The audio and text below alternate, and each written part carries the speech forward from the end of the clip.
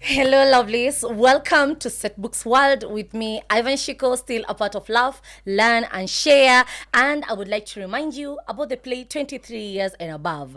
Niwa say, do you know we only have 2 days? 2 days till the offer runs out. So please, hurry, grab your tickets. We are only remaining a few days until the days close. Usiachwe nyuma. Mja venye inabo kupigiwa story venye ilibamba na unajua ungekuwa hapo. So don't be left behind. Fanya mambo yako hapo, mbogi yako watu watano, 1,000 bob, and you're in for the gig. Anyway, moving on today, I am really excited for my guest because she is my first lady on my podcast. Nah, I'm so excited for it. I'll let her introduce herself. Hello, beautiful. Hello. Hi, guys. Yes, Hi. Aki, thank you so much for coming to this podcast. I don't know what to say. I'm so privileged, like feeling like I'm the first girl. I've been watching your podcast, and I've been seeing men. Like, I'm so privileged to be here.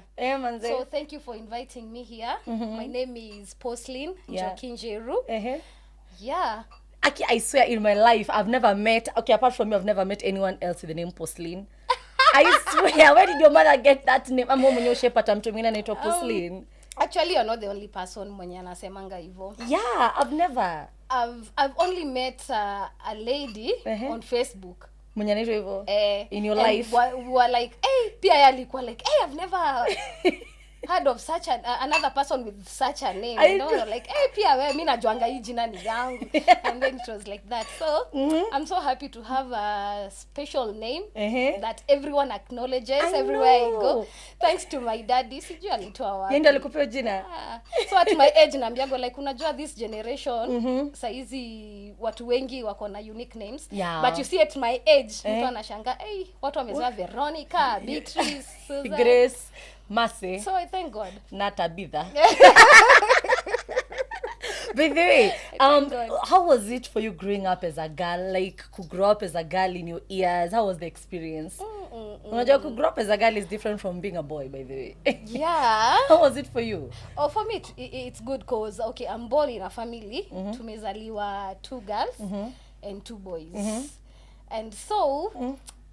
Okay, I don't know how to explain it, but it was just good and bado hizo time kuna hizi vitu bado tu zenye watu wanafanya tu saa hizi because it is not like ni hivyo kitambo sana. Yeah, because nikirelate and with what people are doing right now and what we used to do back then. Okay, there's a difference, but me, I know so many differences. Okay, me first of all, growing up, I was always a tomboy, if I may say so. Although mpaka wale watu wanajua to me, me and dresses kwanza. Yeah, growing up, but I do notice some things that are different from when I was growing up. Like me, first of all, when I was growing up, I was raised in Oshago, by the way. Ukatuka tunavaa viatu, my guy. Mimi nimeenda shule mguchuma. Mimi vile mnaniona mguchuma. Like from class 1 up to class 4. And then I came to Nairobi. I was one of those people wenye mnaenda mkiangalia hivi mabuilding ndefu nashinda. I was so amazed. And then there were games that you used to play tukua dogo zenye siku hizi hakuna. Tulikuwa na mageri. I don't know if you experienced kukua na geri nini. Ama wewe ulikuwa the princessy kind playing with your dolls.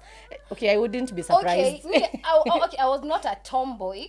I was a girl because actually my sister, my role model, yeah, alikuwa girl. Actually, even some of the things like applying makeup, nini yendo alinifunza. Yeah, she was perfect.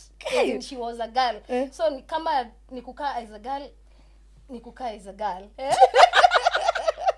But I'm raised in Nakuru. You know Nakuru is okay. We can't rate it kama mashamba. Yeah, true. Because Nakuru, because me even Kikuyu, I'm a Kikuyu. I'm raised in Nakuru. My mom is a Kikuyu. My dad is a Kikuyu. Complete. But my Kikuyu, it's terrible. It's terrible. Tiga, don't get Kikuyu. Okay, naweza ongea Kikuyu, but it's not perfect. You see, like the perfect Kikuyu, unaweza kama hapo kwa podcast like uambie watu like you speak fluent Kikuyu. Yeah. I can do that. I know me I can't to some extent. I can to some extent, but then itafika mahali ndaanza kuita majina za Kiswahili na Kizungu huko ndani. But let's say growing up it was awesome. It was an amazing experience. So when did your love for Setbook come through? Ulianzia lini kupenda ama ulijipata tu ndani chubui?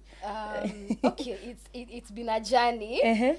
Kwanza my love for acting ilianzia shule. High school? From nursery school. What? Yeah. Yeah, so I loved it cause nilikuwa na participate kwa hizo singing games nini hapo ndo ilianzia. Nikaenda primary school. I was the head girl. Okay, although you do look like one. You do look like one. I was the head girl in our primary school. Yeah. And I used to say poems in primary. I used to be in those drama festival. So Raima ilikuwa na drama. Kwani Raima gani hiyo mimi shule yetu ilikuwa na drama? Ilikuwa nayo. So hizo singing games za nursery, primary, high school pia nikaingia music na still I was in the drama club. Nice. Church, the same thing. Church I was acting, I was singing. So nilikuwa kwa art. Let's just say art was calling you every step of the way. Yeah, art was calling me every step of the way. But wakati nilimaliza high school, I went to college. College I did hospitality. Hospitality and hotel management. Nice. Nakuru. Rift Valley Institute in Nakuru. Sasa, after hapo hivyo nikaenda job. I went to a hotel kufanya attachments na job hapo Mount Kenya University. So that is where I worked there, and then a friend of mine ndo alintroduce kwa Setbooks while I was still in Nakuru. Yeah, so yeye aliingia Setbooks. Akakuja akaniambia, "Hey, na wewe I've known you like to be chatty, ama? No, these things of acting." Oh, yeah. Yeah, unajua napenda ku-act. Wewe uogopagi kusimama mbele ya watu. Church, ile yani ilikuwa ordination church ikitokea like mimi ndo wa kupeana maua. Mimi ndo wa kuongelesha pastor. Karibisha mgeni. So, like by the leadership imenifuata kutoka nikiwa tangu kwa mdogo. Imetry kunifuata tu tangu nikiwa mdogo cause hata nini high school it was like I didn't get any prefect, like sikwa prefect. I was not anything, but I was the one who was leading the national anthem. Yeah. But of course, for those who don't know, we are seated in the presence of a great songbird. Really? Kwani usikie sauti? Unanai sauti? If you don't mind, can you still remember your school anthem? You can remember some parts of it? Okay, we didn't have a school anthem. Back then you didn't? We didn't have a school anthem. But I was leading the national anthem. Hebu tumbie kidogo. Ama sing for us anything. To scare vocals kidogo. I will sing. Kabla tumalize hapa. I promise. Remind me before you finish. So, I was saying that a lady, my friend, she was called Grace. By the way, Grace, if you're watching this podcast, thank you so much for introducing me to this industry that I'm working up to till right now. So, Grace akakuja kaniambia, "Wewe, story ya church, acting nini, unaweza kuwa interested na acting?" Nikamwambia acting. Nikamwambia acting, what kind of acting? Because when you're told about acting at my age, you think about film. Kwani kuna nini? We used to love Tidy High. So, kwani kuna nini Tidy High? Yeah, I can go try. Akaniambia pana. Setbooks. Nikamwambia guys, Setbooks. So, meaning from then uko umejua kitu inaitwa Setbooks. Okay, nimewatch Setbooks high school. Lakini sasa, your acting, I've never thought like I can go and act. Because we used to adore those guys. Grace,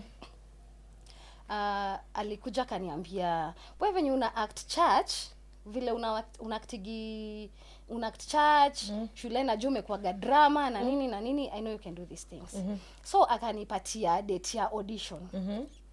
Akaniambia kutakuwa na audition date fulani but ni Nairobi. Na niko Nakuru, don't forget. So Nairobi, nikaanza kufikiria like Nairobi, nitafika je Nairobi? Who is going to host me? Nini, so ni pressure. But sasa mimi napenda ku-act. Alafu hii kitu sasa imenifurahisha like now I want to go and do these auditions. So nikangoja date time ya nini ikafika ya auditions. I'd spoken to my cousin. Alikuwa na Umoja 3 Umoja 1. Umoja 1. So nikamwongelesha, nikamwambia niko na a certain audition, nataka tu uni host, I come and do the auditions. Alafu nitangojea results, ndarudi Nakuru ningoje results. nirudi. Haya, so date auditions ikafika, ilikuwa wa MCA. Nikaenda auditions, nikakuta watu wamejaa.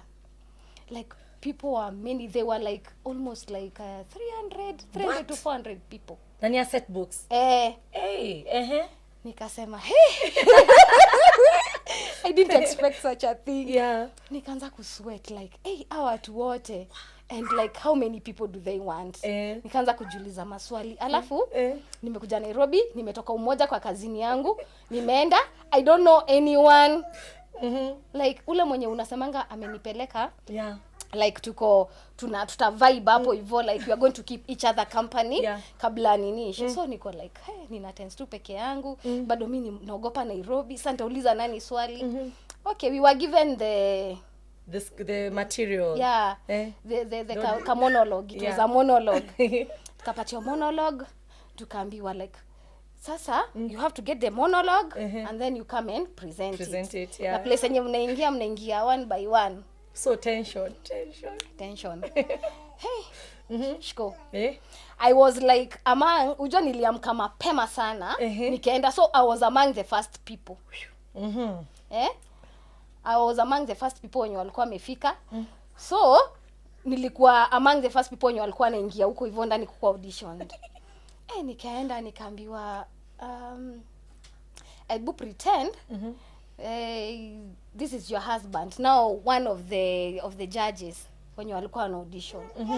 Pretend this is your husband, amekuja home kama amelewa. React. Nikafanya, I did whatever I knew. Nilikuwa nimegain courage by the way, nikasema like confidence 20%. Niliona watu watatu.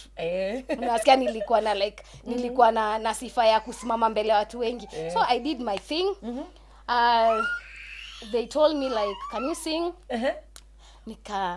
Nikasema at least hiyo si ngumu sana, acha nijaribu. So I was like, unajua unaangalianga face ya mtu tu utajua tu. Nikaangalia expression, nikaona okay, I'm not so sure, but it was not so bad. They told me, you go, we are going to contact you. So I went back home. Sikulala hiyo day. Nilienda home kitu saa 8, nimerudi. Of course nilitoka hapo kama nimerudi home direct cause ni Nairobi, sijui mtu. Nikarudi, nikakaa, nangoja hii message. Hadi nika give up. Nikasema like imefika saa 1, saa 2, saa 3 sijapata message. The same day. Nikasema audition ilifail. Wacha tu ni sawa tu, haikuwa yangu. Wacha tu ningoje nirudi job Nakuru. Saa 6 usiku nasikia message. Nikaenda kuangalia, I didn't even expect ni message ya audition. Nikaenda nikaangalia, nikasikia congratulations.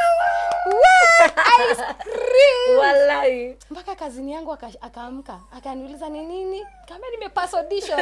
Akaniambia congratulations. I was so happy. So there was no going back home cause ukipasi audition ilikuwa tena you go for like another a whole week bado mnaendelea kuauditioniwa. So tulichukulia gosjua tu 100 kwa hiyo audition. So mnaenda audition the whole week. After OMCA tulikuwa tunaenda Arboretum. Arboretum mnaenda every day, mnaenda kuna siku ya kuchujwa. Kuna siku yenyewe it's like a probation period. Yes. And you're being told you be there, from Tao to Arboretum. It's a long walk. Yeah, it's a long walk. So you have to be there very early. Na ukichelewa hiyo unarudi tu. Kwanza director alikuwa anakufanyianga hivi. Akikuona ndo ule umechelewa na ulikuwa unafanyiwa tu hivi, hata usifike kwa rehearsal space. Shit. Just go back. So you had to wake up very early. Unafika hapo hivyo. You walk. Haya, mnafanyishwa sasa auditions like now they are looking like, can you cry? How can you express yourself? Then they ask us ile monologue audition nani anaweza isema yote saa hii. Nasema mlishachukuliwa pepa, ulishamaliza audition, hiyo kitu imetoka kwa akili, you see. So they were finding like small mistakes za kuachuja. Haya wakachuja, mimi I was still lucky sikuchujwa. The whole week ikaisha. We went back to wa MCA.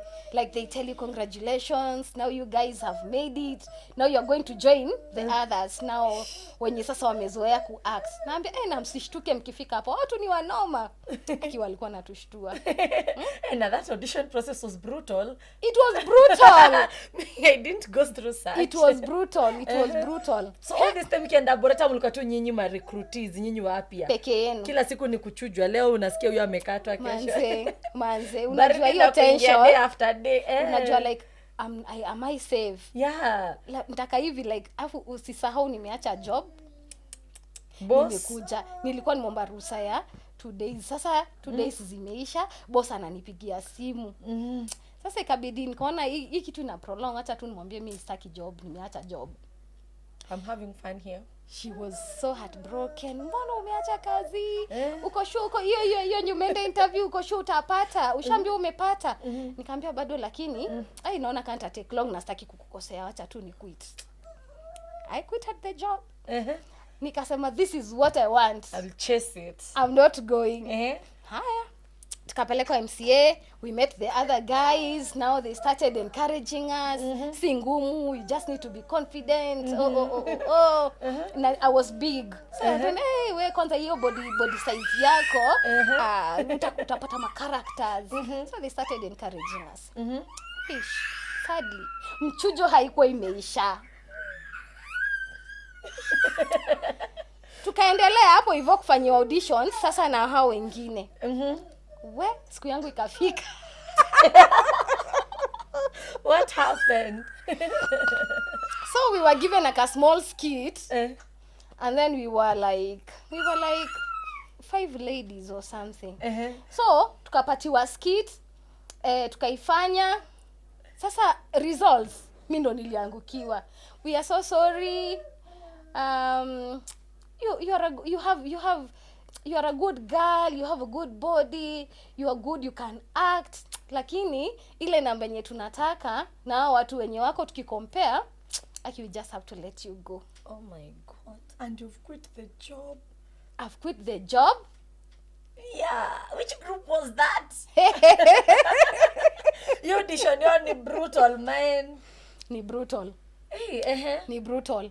So, nikachujwa hivyo, but wakatuambia we are not just going to let you go like that. We are going to take you to our oral literature group. Okay.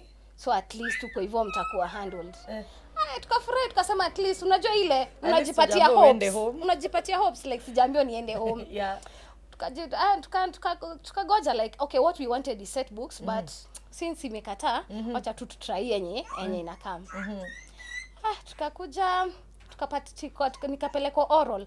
Kupelekwa oral pia huko kuna auditions manze. Nika audition oral wako tukaisha sana. One day tukaanza hadi kurehearse. Day 2 nikachujwa. Why? I'm not believing this thing because najua venye una acting. So kile ulichujwa, I'm like why? Nikachujwa. I was chujwad and like now I was heartbroken because now after oral there is no other place to go. Like nimequit job, nikirudi Nakuru sasa tena ni job hunting, nitafanya nini? All those things zina go through my mind. Haya oral nikachujwa. Nikaenda sasa nikajiambia I won't go back home. As heartbroken as I am, I won't go back home. So all this time had you told your parents like what you're doing in Nairobi? Ama? Yeah, I was telling them the process, how it is going, everything. Anaambia si unajua tu mzazi tu anakuencourage tu. Yeah. Just keep on trying and like walikuwa najua mimi napenda hizi vitu. So they just encourage me. You just continue. Utaweza. Wewe tunakutrust. So I went on. After nimechujwa oral, I didn't tell them. Hata sikuambia kazini yangu sasa yeye alishani congratulate, hata anajua ninaendaga rehearsals. Anani support na fare kwa sababu now from Umoja now to town Jesus. I have to pay fare. She was supporting me. Nikapigiaga director huyo wa hiyo group mwenye alinichuja. Nikamwambia now me I've quitted my job, I've done everything, I can't even go back to Nakuru.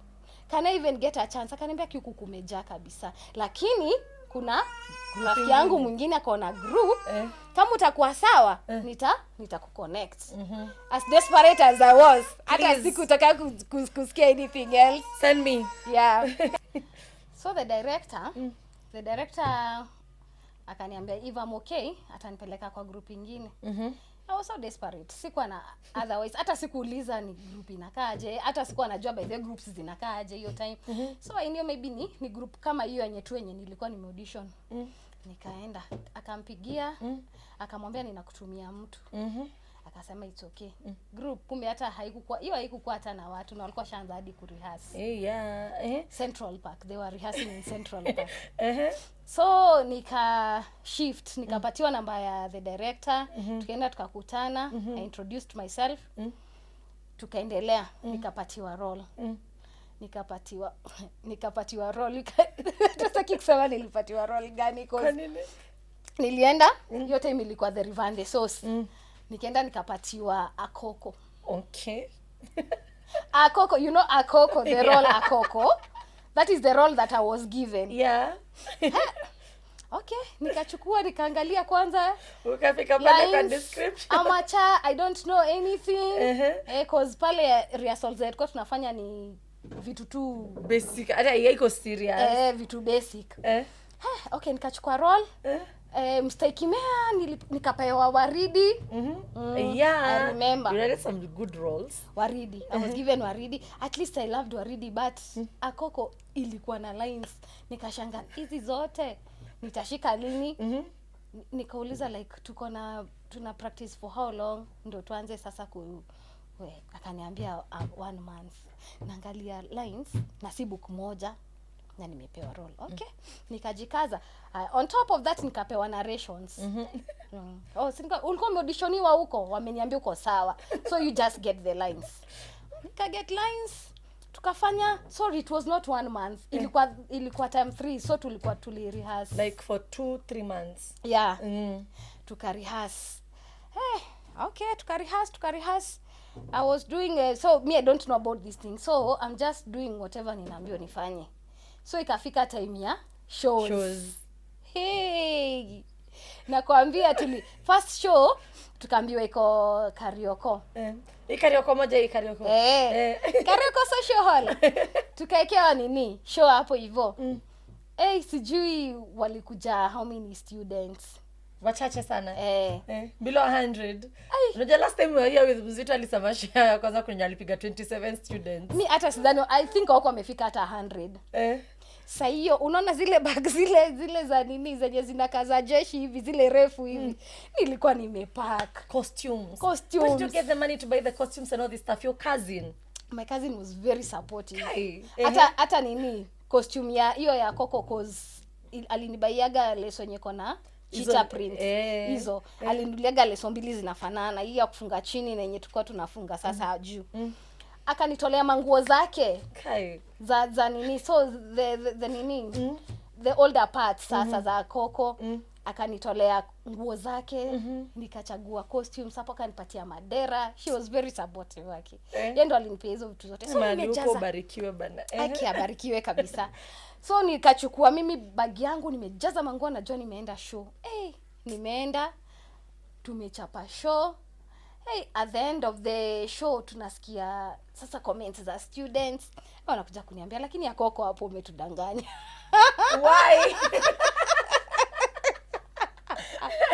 No, I came to learn later. After nime move on, nikaona sasa hii Akoko venye inafanywa kwa stage, and then I was like, kwani only director Matope?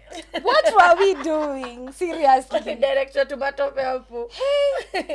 Kai, alafu sijui unaona scenes za Akoko vile ni mob. Mimi sijui nilifanya scenes ngapi Akoko nikiwa. Baby, I remember I also did Akoko. So I know. Now, akaniambia Akoko hapo umetudanganya nini ikafika part ya payments story. Ukaambia nini siku explainiwa? Kaambia unaona our students wenye wamekuja walikuwa less sana, hall ilikuwa inalipwa, so pesa yote hata hall hata haijatosha kulipwa. Ni story. Uzuri ilikuwa show ya Nairobi. Tukajilipia fare tukarudi home. Sasa nendaje kuambia kazini yangu na najua nilienda job. siku give up. Tukaenda tukafanya show ingine bado hapa hivi Jogoo Road. Ilikuwa ya Gumbaro.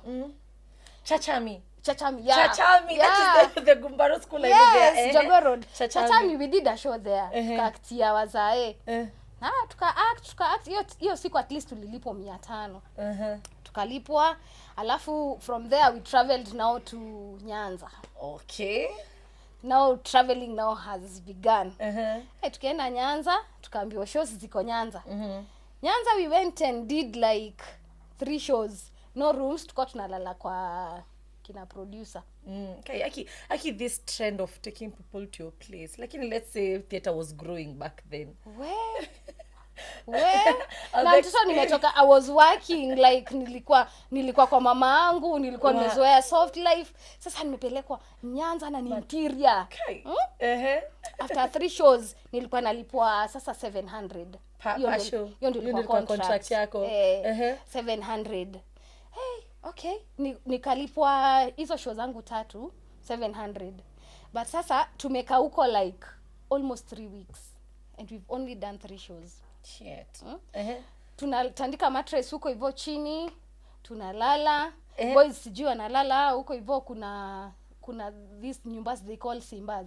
So wanalala huko kwa Simba. Yeah. Why am I relating? Yeah, they were sleeping in the Simbas there. Sisi madem tunalala kwa nyumba ya madhake. We are cooking for ourselves. Kuoga tunaenda kwa rive, kulikuwa na rive huko chini, tunaenda tuna shower. Then the rest of the day ni uzurure tu huko tu, yani you are idle. Fine. So imagine 3 shows, hata kama hiyo ni how much? 700 times 3, 2100. Ushakula umeshamaliza in 3 weeks time. Yeah. So mmerudi Nairobi like you don't have anything. Time imeisha. Wewe ngoja, kwani tamu lipiga 5 shows? Ni 5 ama 4? 5. Na tumerehearse 3 months. 3 months. Imagine fare kutoka Umoja hadi Central Park. What? Every day. Atajarudisha everything. In fact, you are lost. A very, very big loss, cause waste of time, waste of money, waste of everything, waste of costumes. Yes. Waste of your brain. Yes. Because you can imagine from Umoja to town ni rush hour kuteremka, kurudi ni rush hour. So you can imagine I was paying 70, not less than 70 bob per day. Lunch unainama. Ikiwezo unafanyia ile that's kitu, the exact thing. Unainama hivi. So did you continue playing with the same group ama then what happened? Nilichoka. One day kulikuwa na auditions Pangani. Pangani ni social hall. Inakuwa social hall. Ni Pangani? Pangani hapana, Pangani si okay na hiyo auditorium ya Pangani. Kind of like, let's call it an auditorium for respect, yeah. That auditorium. There was an audition ya comedy. Me, you know me and comedy. Mimi I'm not a comedian.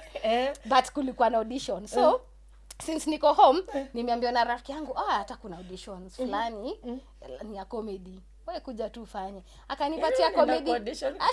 Alinipatia comedy, akaniambia endo fanye hivi, comedy 1 2 3 endo seme hivi. Mimi huyo mpaka huko. So when I went there, I did my thing, so but I knew I was doing rubbish. You're supposed to audition comedy. Yeah. Okay. I'm not a comedian. Hata 1% TV sina. So, but kumbe hapo hivyo ndo penye nilikuwa naenda kukutana na, let me call it my breakthrough. Because that is where I went and met James Webo.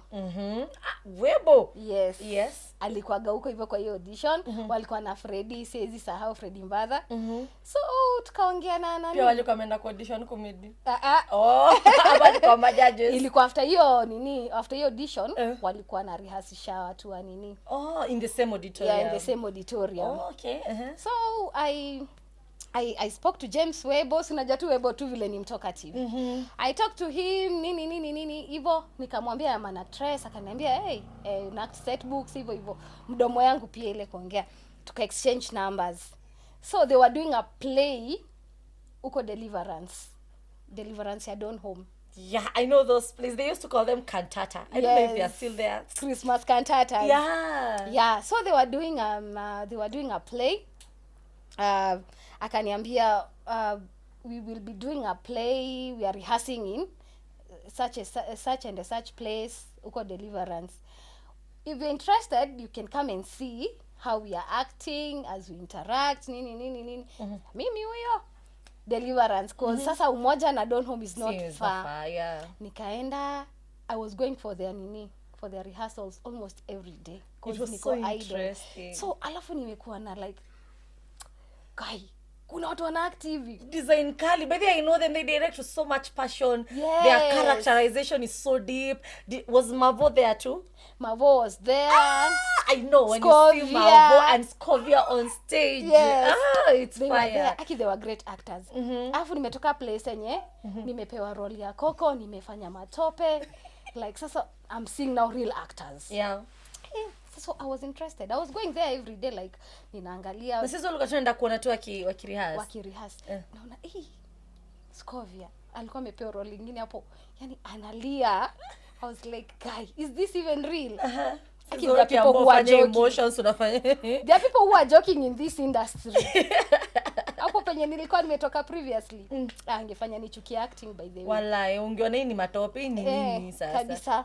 So I went nikaangalia hadi siku yenye walifanya sasa play, wakamaliza play, then akaniintroduce sasa officially kwa group. Wakasema like, why not? She looks good. I already see a role that she can do. Yeah. And they appreciated me. So I was like, they were rehearsing in Jericho. So that one now, they introduced you to the group Saidia Setbooks. Saidia Setbooks. Okay. Yeah, Saidia Setbooks. So ikafika time ya rehearsal sasa za Setbooks, wakaniita auditions. Walieka auditions tu generally too. So wakaniambia, you'll just come for the auditions, and then you audition, and then we see like if we can have you. So I went for the auditions, at least confident this time, because now I've interacted with these guys at kidogo. It's not like the first time. Yeah, it's not the first time I'm meeting them. I auditioned with I did the audition. So there I was not given a monologue. I was just asked to, they were telling like us do to this. sing. They were telling us to sing. I know Jericho that time they walikuwa napenda watu wanaimba.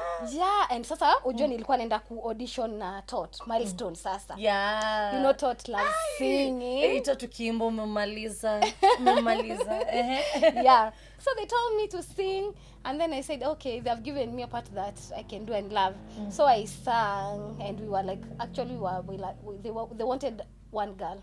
So we were two girls. Huyo mwingine akaimba pia, mimi nikaimba, and then they said we're going to go with this one. You know. Yeah. Yeah. You got it. Yeah. So I was like happy because rehearsals zimekuja closer.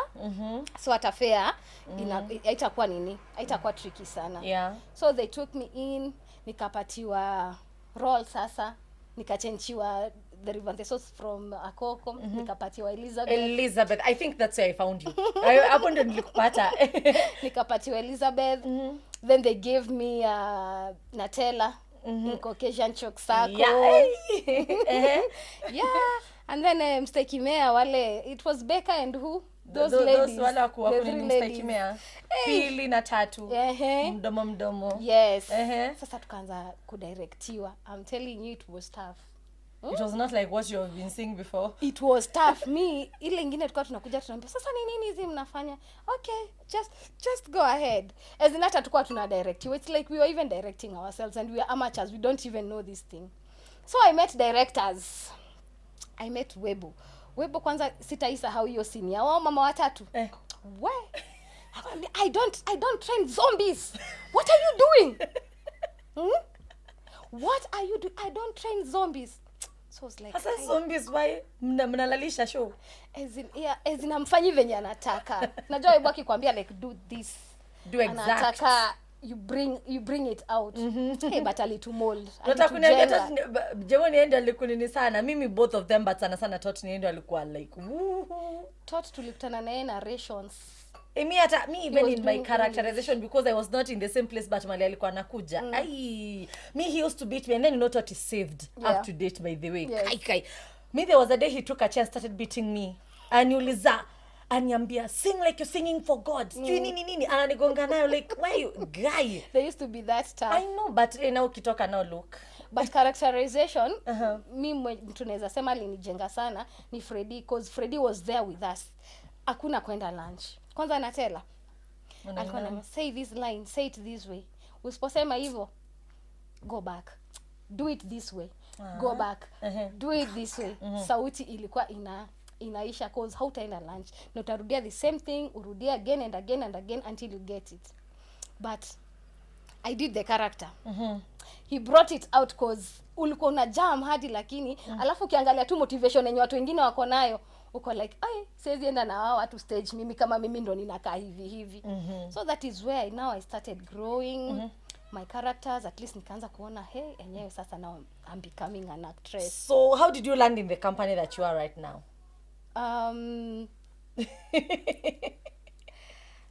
Let me take a sip of juice. Takes a sip of water. How did you land here? From my son I went to another group, Jemo's group. We did there, I think I acted there like 2 terms. We were kind of heartbroken in the group. Expectation financial wise he was good, but kuna place tu tuliteleza tukakosa kuelewana side ya pesa. So nika feel like quitting now cause I was like ndio sasa nimeplan nataka kutoka kwa kazi yangu, I move out now, I go and start living alone cause now nimeacha acting, I've started now trying to do something else, marketing. And then you find someone that is heartbreaking you financially when you're trying to build yourself. Nikatoka. I went to another group bado after hapo hivyo. Nikaenda kwa group ingine, nika act like one term, nikatoka. Now also bado financial but yeah, so financial issues in our industry, it's an issue that I think needs to be dealt with.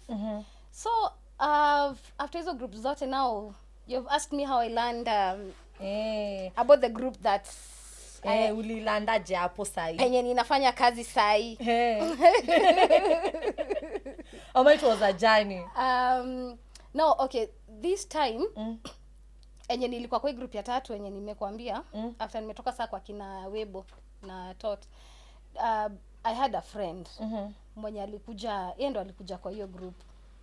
The group is Elite, it's called Enlightened Thespians Theatre. Yeah. So akakuja akawak hapo, but tulikuwa tumeinteract na watu wa hiyo group kwa galas. Unajua we used to have galas. We used to have galas. They would be so amazing. Yes. Nakumbuka mpaka tukikamjiriko for galas. Yes. So nilikuwa nimeinteract na Elite. Alafu tu a good thing tu unajua tunasikianga tu sifa.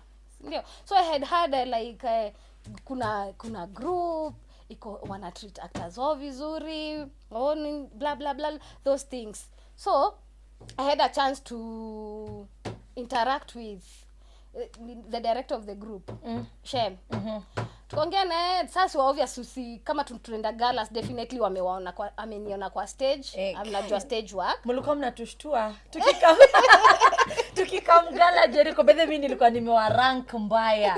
Unacheza na directing ya Tot na Jemo, by the way ilikuwa tu something else. Maka tukikuja ulikuwa na mbongi stage uko like afu kutana na Mas. See Mas was also there. Kinda there was time I remember him doing Amani. Yes. Oh God, you people used to act. And then Scovia, and then Mavu, and then Brayo, this Brayo Gutosh. I used to call him brand director. I know. You guys were hot. Okay, so in such a gala you met with director Shem. Yes, I met with director Shem. We talked, like I expressed my interest, like neza wa join. And nilikuwa nimeanza ku market nikiwa kwa gym. So nikamwambia like I want to act and I still want to do this. Okay, so nikaenda, I met the producer, Danny. He's a good guy. Tukaongea naye, he's a mentor by the way. So nikaenda nikapatiwa opportunity and I was able to act. Yeah. Uko yani ndo first time yani umetoka umefanya shows mingi mpaka unasikia like umefanya show umechoka. Then there was a time tulikuwa mpaka tunaomba break. Kwani ati kesho kuna show kids, twendeni home. I know. alafu you know in this industry there is just acting and there's somewhere penye unaenda una act na unakuwa mentored unaona so I came hapa hivi nikakuwa mentored on marketing which I'm doing up to date in the same group haya nikakuwa mentored now nikakuja pia elite nikakutana na kinaiva watu wangori kinaiva kina shame like unaangalia hivi unasema we alafu pia bado hiyo time ilikuwa kind of like competition kinashaniza kila mtu anashine. I know everybody knows how to do shining. emotions, everybody knows how to talk, everybody knows how to act. It's for you to look for your own space. Hey it was such a good experience. Hiyo time nilikuwa na Kabaha, so I was coming from Bahati to Kayole, but it was worth it. Unaona ile place yenye hadi unakaa unasikia unajijenga like it was a good thing. So huko hivyo tulikuwa tuna act hadi yani hauna time ya kufua nguo. Can you remember? Tunagonjeka. Unakumbuka ile time tuligonjeka kama tukigonjeka huku yeah, cause you're working like mko kazi unachoka kabisa. Yani ile kuchoka mzuri.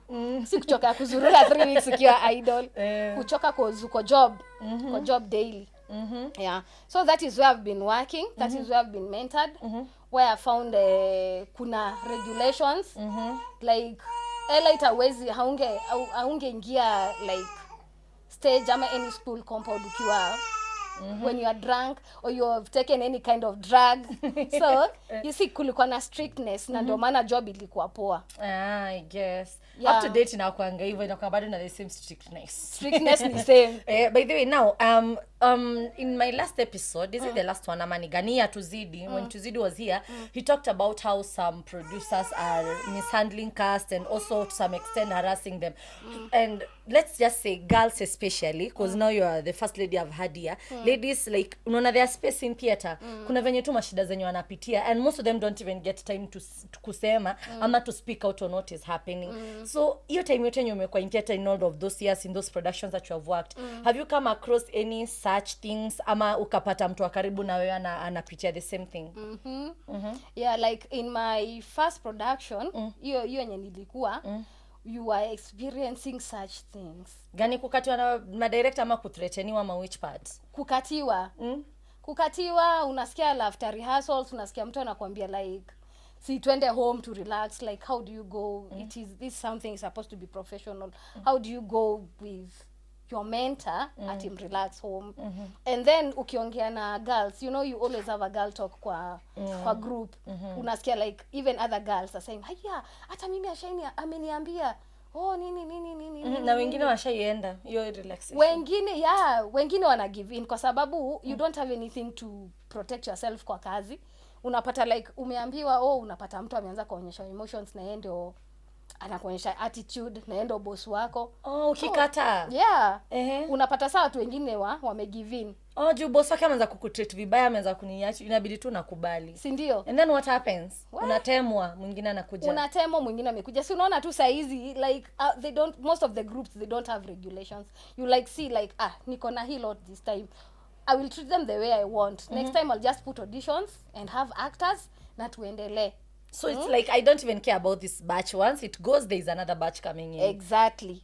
Something that now is different with the group that I'm working with right now, cause tulianza kuact lini. If you are still in the same industry hadi saa hii tulianza kuact lini, kwa sababu unapatiwa dignity pale unafanya kazi, unakuwa mentored. Why should you go? You are earning, you are being given respect. Na ndio maana kazi ya elite inakuanga kazi poa, kwa sababu the actors don't have to like to rehearse like every time. Unajabu niambie patiwe lines kama zenye nilikuwa nakwambia za Koko. Umepatiwa lines last time, umerehearse, umeshika kabisa. You know the more you are doing it, the more you are perfecting it. Si ndio? Umefanya hii time umeenda, then they bring again another person. Hiyo kazi itawahi kuwa itailainika. Stability, they will lack stability because of bringing in new people every day. Yeah, new people every day. And there is no way they are going to perfect their craft, because they will be starting from scratch every time.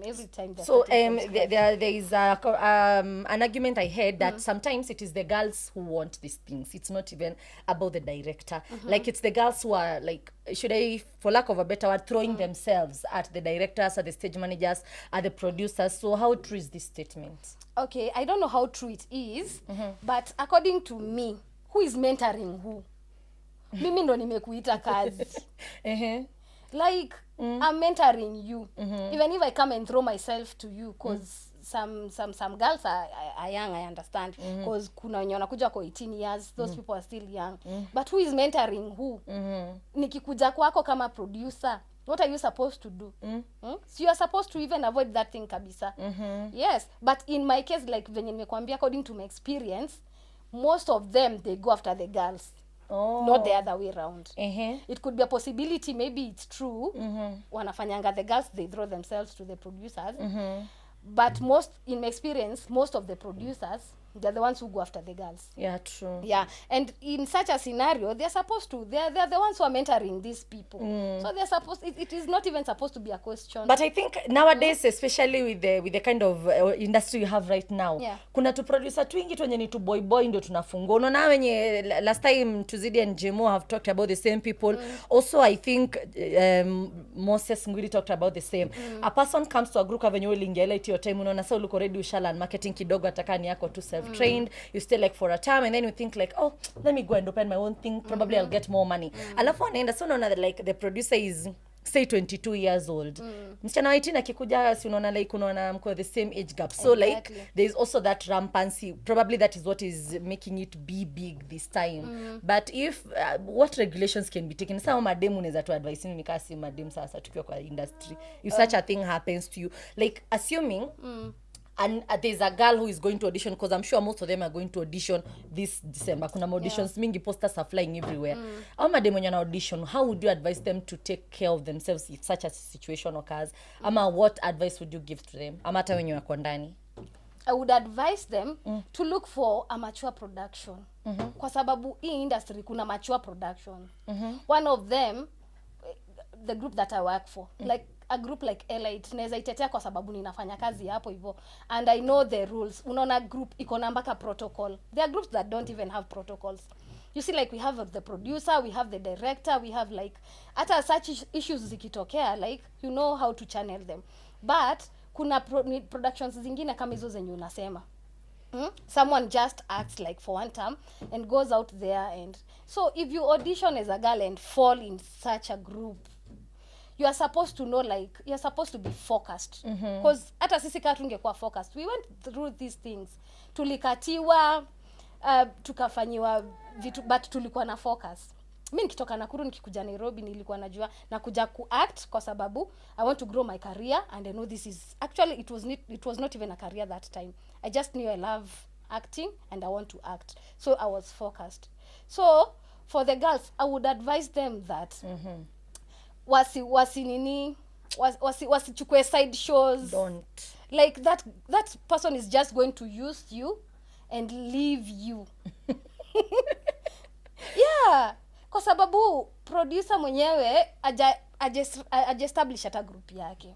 Sasa wewe utaenda na yeye akupeleke wapi surely? Because I'm sorry to say, but most of the producers wenye wanasema hivyo ni wenye wako na productions, and yet it's like even they don't care about their productions. You know, like they don't have anything to lose. Wengine unapata ni producer na bado anakaa kwa mama yake.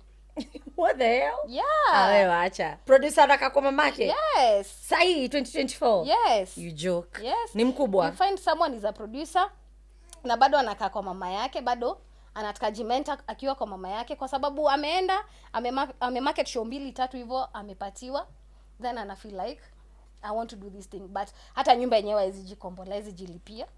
2024? Yes. Not unless akwe ni boys. Yes. Ni boy, okay, ni boy. Si kuna bado kuna boys. Not every producer is a man. They are boys. What do you mean? Yes. I think this industry should be scrutinized kabisa kwa sababu there are things that are happening behind that are not good. Yeah, behind the curtains that are not good. Na KCC wake za tusaidia hapo hivyo wanaweza fanya vizuri sana, cause there is a meeting yenye niliendaga Nairobi University, and they say like, unajua if I see you like how, like right now the way you are doing a podcast, I would come and say sawa, wacha, let me get mics, nini. I don't know the drive that made you like start a podcast, but because I've seen you doing it, I want to do it. Unaona? So they were telling us like, unajua ukifanya kitu once, twice, you would know if this thing is like, am I able to do this thing? Is it for me or not? Unaona? But most of the people in our industry, they know like, this is not our thing, but we do it regardless. but I will do it. Money. Yes. Money is the end goal, by the way. Yes. And it's endangering most. It is endangering. Yeah. So they're just doing it for the sake, like, because I know when I do this and this, I'm going to. But hawapati like the energy that it deserves ndo ikuwe successful. You get? That is the problem that we have. Yeah. You see, like the way we used to be vetted. Wakati tulivetiwa ile time. Yeah, ile 2017. 2017. We were vetted, and like those the ones who are auditioning us, they were like, yani, this is good. We see the costuming is good. The actors wame master lines. Like everything is good. But sema tu nini zote ziletwe saizi. All the groups that they call themselves like Setbooks groups, ziletwe tu saizi hapa hivi. We are auditioning. Baby, it's horrible. It's horrible. And the most thing is it's not fault ya actors. It's better fault ya actors, because actors wamekuja umuonyeshe. Production yako rules niende una make. It's like you can't blame the workers in Safaricom, you blame the management. Yes. So hata huku we blame the management, not even the actors. Yes. Because actors ndo wanaambiwa, kama ndo juzi nilikuwa na sijui kuna group ingine hapo nilipiga show nao.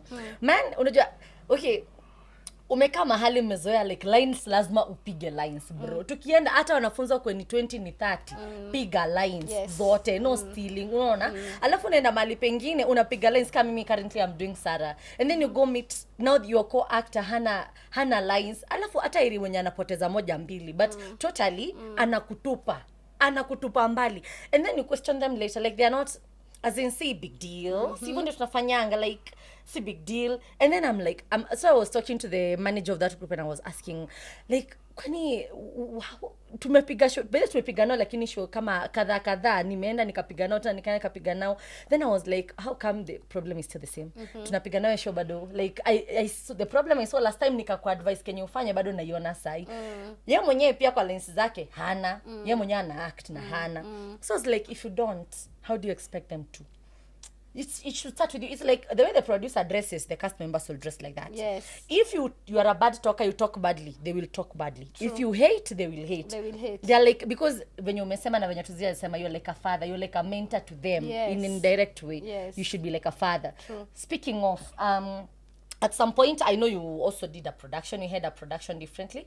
You and your hubby, you had a production. What kind of challenges did you face, especially as a first-time now producer? You graduated now from a marketer. You became now a producer. Big position. You now have people looking up to you and all that stuff. What was the biggest challenge that you faced at that time? Okay, thank you. I didn't want to talk about that, but now that you have asked about it, yeah. Okay, the production was there, it was existing. So he was the producer, and he's the original producer of the group. So I was just trying. Actually, now that is why I was saying, like, if something is not in you, because me, I've never dreamt of being a producer.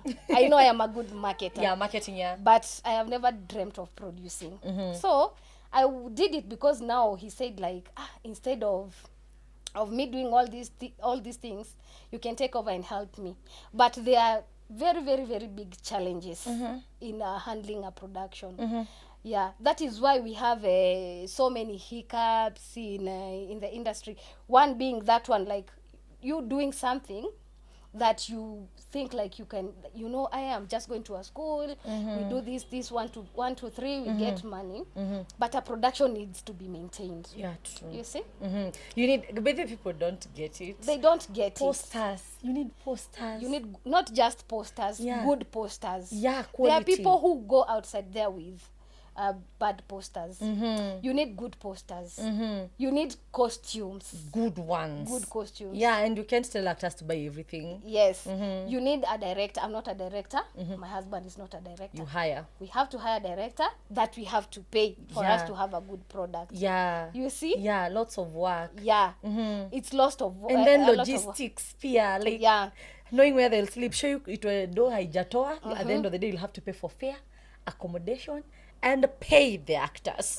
Because you're trying to make a difference. Yes. Sasa ikifika point kama hiyo ndio unasikia production zingine producer ameenda ameacha actors kwa venue or rather kwa just in some town na ameenda cause umeenda show imechoma hajatoa do. Yeah, you know, when I'm marketing I always like tell the teacher, like, you know, this show is paying these actors, is paying where you're going to sleep, is paying, and it is paying for everything. So I have to confirm, like, I have to be very sure before we come, is it going to cater for all these things? If not, we better cancel the show, because there's no need of going with the actors and then like of course, but I know for a big company like Airlight watu wamejijenga, those are for the upcoming groups, because unapata labda pesa yenye producer konayo ame yote, labda ametumia kwa transport ya kuenda na expect what is going to come from the show is what they're going to use, you see. Yeah, so people should not just do this thing because other people are doing it. Production iko na expenses. It is expensive to produce, and the reason is why we have productions that are not delivering is because probably of financial issues, because you cannot deliver what you don't have. True.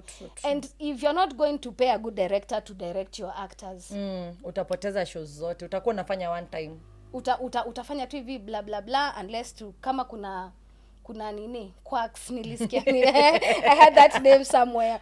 If they are quack schools, they are going to accept quack groups, bad products, you see. Yeah, they are going to accept bad products.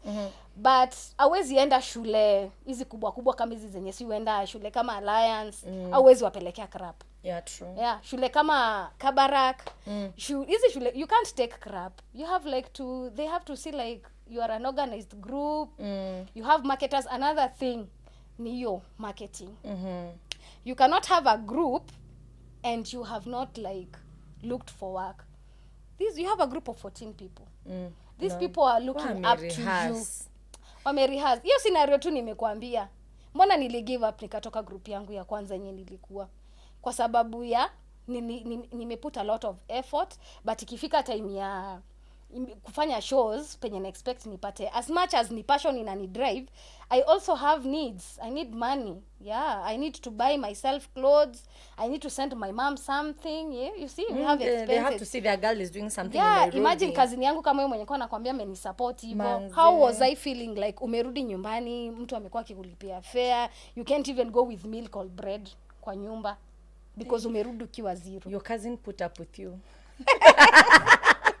Mwingine angekufukuza, by the way, angekufukuza. I love her so much. Angekufukuza. By the way, umerihas 3 months anakupeanga tu nini alafu kaenda show karudi. Yeah. So, kuna ni hata tu mtu akigoogle tu. Just go and Google if you are a producer, see what a producer needs to do in order to be successful. Know what is bringing failures, because they're not looking at these things. You need to set aside money for posters. You need to set money for directing if you're not a director. There are groups that enye mtu ni producer na bado anaweza direct group yake na ifanye vizuri, but unapata mwingine amefungua group, you don't know how to direct. You are maybe you are the only marketer who is marketing, meaning that you're not going to have enough shows to maintain those people there. Unaona? Na sasa mtu asipofanya job utafanya nini? The next thing you're going to do what? See, you're just going to leave and find where you are being paid or penye utapata pesa ya kulipwa. True. Now, so those are the main challenges I can say. Winding up, what is one thing you'd like to see change in this industry now, having known it for all this time, when you umekuwa tangu hizo enzi za Rivande Source, when you join and these productions you have experienced and some of them which you have had, what is something that you really yearn to see changing? A lot of things, cause me personally I love a good show, cause I've been in Airlight for for a good number of years. And I've seen a good show, and I've also experienced a bad show. So one thing I would advise the producers, if like you feel this is something you're forcing to do, there are a lot of opportunities outside here. You can make it better.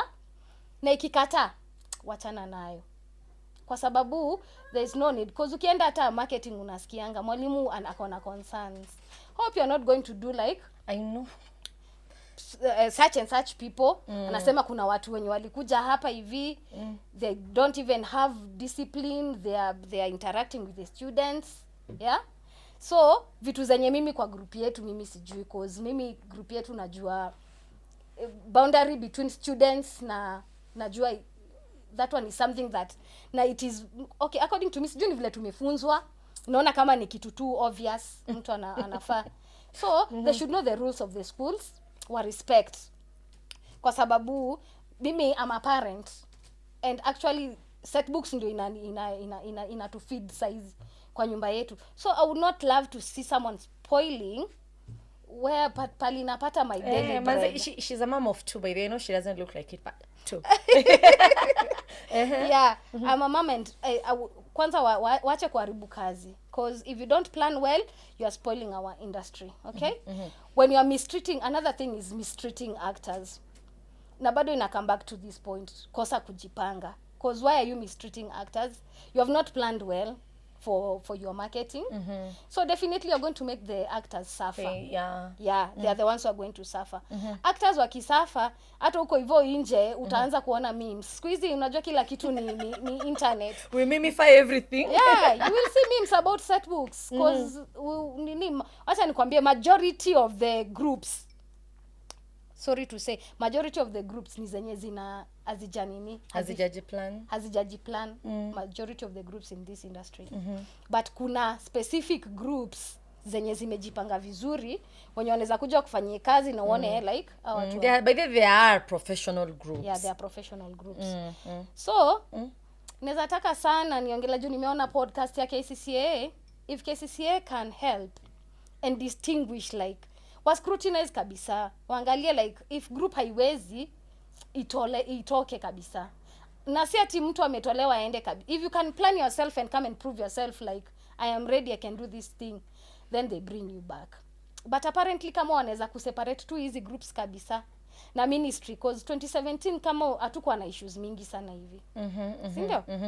Probably hata kama kulikuwa na some few groups, quack groups, hazikuwa mingi kama venye ziko saizi, kwa sababu hiyo ministry letter ilikuwa inatusaidia sana.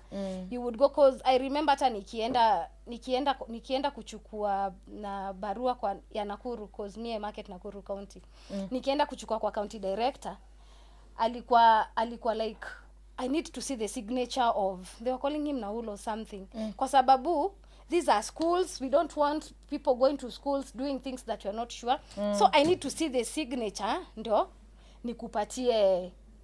And so, good thing it was there. Yeah, good thing it was there. Kaniambia, yeah, don't think I'm harassing you, cause I know one day you'll be a parent. I was not a parent by then. One day you'll be a parent and you would not love to see your child going through things that not good things.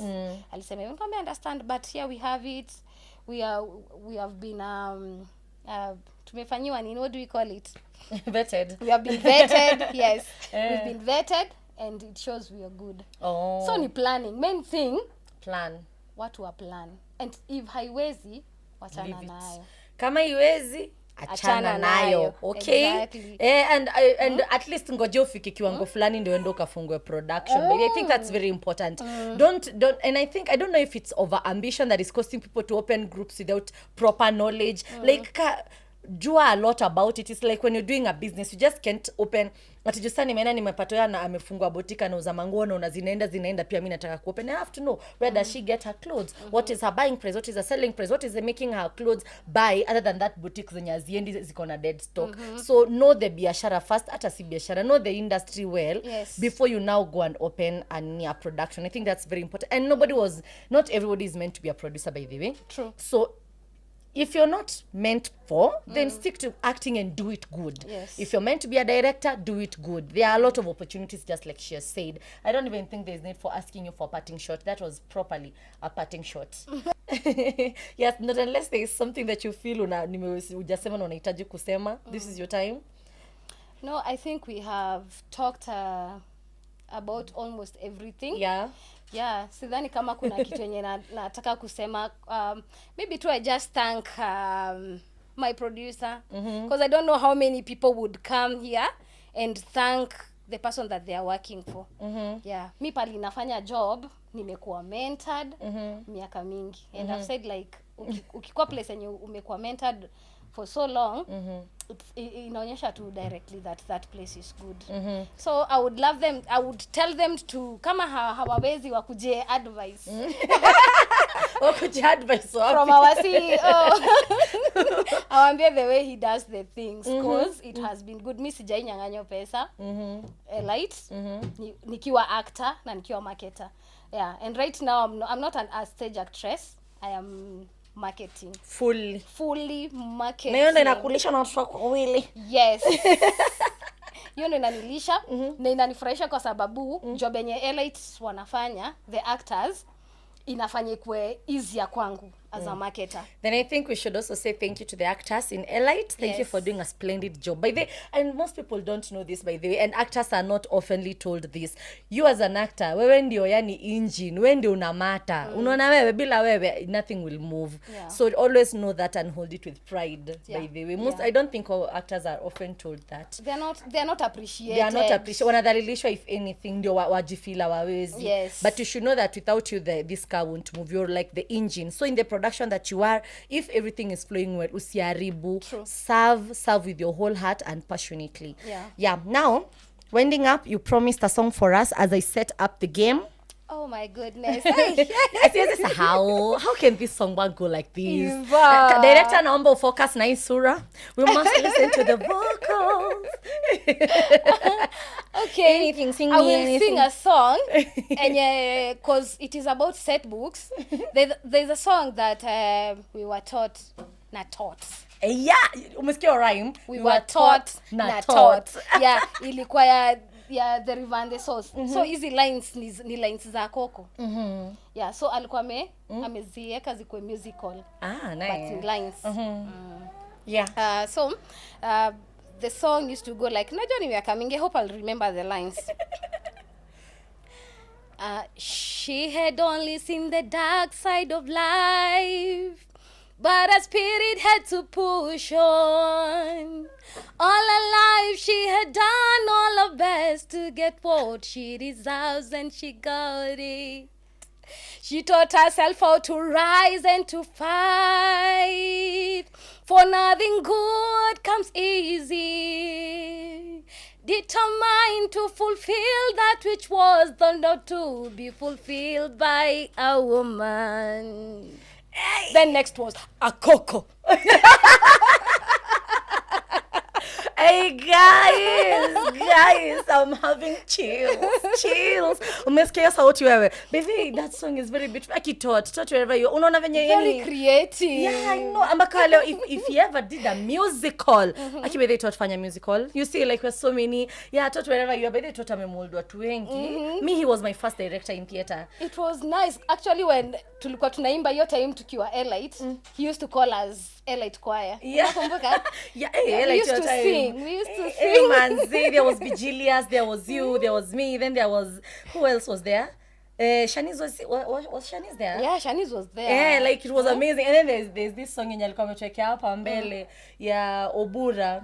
Hey man, that song. And you know it was his own creation. Tot used to create his own songs.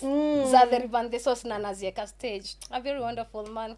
God bless you wherever you are. Aki kuzidisha kupeleke big nini. Now director, we are coming to the end, my guys, and you know how we do. Let us see. Watu wangu, I have goodies. Poslyne.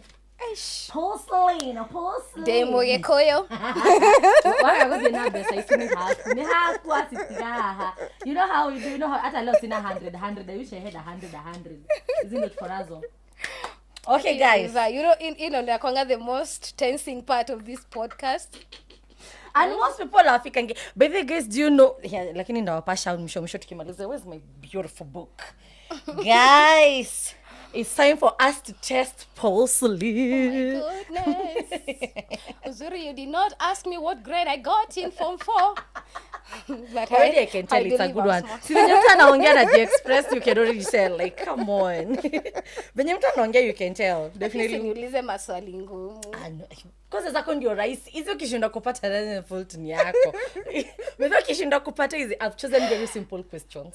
Let me see how simple is your simple. Okay, sawa. Ready? Yeah. Whenever you get a point, you take 100 bob. Okay. Ukishindwa Nimesota in that time. Okay, sawa. For the sake of the baby akishindwa atachukua lakini kwa nikwambia urudishe. Haya. Sawa. Ready? Yeah. Okay, so currently we are doing JSS and they have something called CBC. What is the full meaning of CBC? Curriculum based. Oh my god, curriculum based what? Hey, don't tell me I don't know the other C. Ay. Competency based curriculum. Take 100. Ulikuwa karibu lose. Hey, mtu Oh my god, competency based curriculum. Okay, still on the CBC. Aya, najua umesema you are a mom, so you must know this. Siku hizo tuna CBC aweke yangu venye si tulikuwa tunamakiwa exam. So wana ranki wangwa. Give me the three rankings. EE. Yo EE ni nini? Exceeding expectation. Meeting expectation. Exceeding expectation, meeting expectation. Kai, hiyo tatu ni gani? Oh my goodness. Hawezi shinda. Aje usishinde na hiyo. Exceeding expectation, meeting expectation. Kai. Aki, the third one is going. Is it BE? Below? Oh, below expectation. Aya, hiyo na uchukui nimekusaidia. Below expectation. I'm sorry, my son has never gotten below expectation. No wonder. You're so sorry. You'll never know that ranking. Haikuhusu. Always ni meeting na exceeding. Aki, for real. He has never gotten below expectation. Amen. Mnasikia nyote. Aya, sawa. Let us go to our country now. So we usually have this organization that usually gives our government money. Wako mpaka na ofisi zao wamemove huku. Inaitwa IMF. What is the full meaning of IMF? Yeah. Oh my god. I know IMF, but I've never concentrated even of like IMF. Neza guess M inaweza kwa money, F foundation. What about I?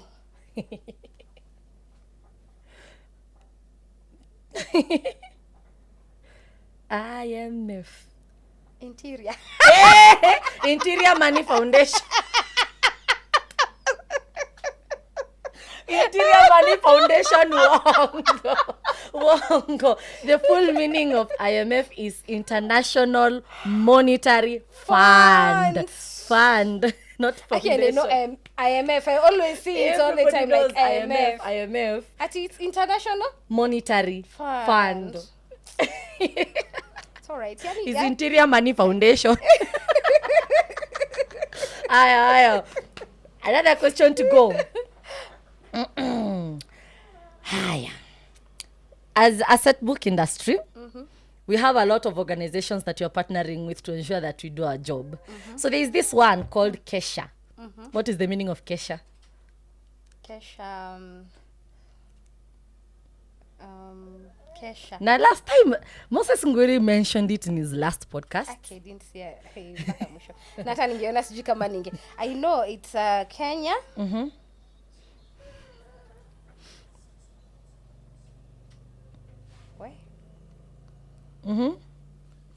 Kenya Secondary School. Kesha, it's Kesha Kenya Secondary School Heads Association. Nice. Maybe I never thought you'd get it. Take another 100. Amazing. You got it. Yeah. Kenya Secondary School Heads Association. You got it. Aya, we are on to the last one. Your heart has 4 chambers. Name them. That is the last question. Right ventricle, left ventricle, You're good. aorta, vena cava. No, it's not a blood vessel. Uongo. Okay, because umesema ni that term, try again. But kuna right ventricle, yeah, left ventricle. Kai hizo zingine ni gani sasa? Igaanza na bado. Hey, Jesus Christ. We will give okay, can I answer? I'm trying. Sasa kama hizo zingine umeniambia ni left ventricle, right ventricle, alafu right auricle. Left auricle or atrium. Ndio aorta ndio ime. Wewe aorta hapana, wewe aorta hiyo ni yako. Actually, auricle ama atrium. Should go back and learn them. Hey my darling. Biology najua nilisoma lini? 10 years ago. Hey manzi, that is how we wrap up today's session. Oh my God, bana. Imagine guys, look what I got. I had 200. Sijui nikurumie asip. Okay, shika. Okay, onyesha hii ni hiyo below expectation. Nilisema mtoto wako ashikangi below. Mpeleke umnunulie nini umwambie ni ya antishiko. Amempatia. Hey, so she got 300. Hiyo nimekurumia. I got money anyway, guys. I got money. Hajatoka nunge. Anyway, guys, thank you so much for coming for this interview. Not even interview, for this podcast. Yeah. It was amazing. Manze, you're my first girl on this podcast. Yeah. Thank you so much. And this is where we wrap it up, guys. Still reminding you to subscribe when mnasahau na watch mpaka huku mwisho. Huku mwisho ndo kuna mambo mazuri. Wengine hata hawajui tunapeana do. Anyway, that's it. I'll see you on the next one. Bye. Bye, guys.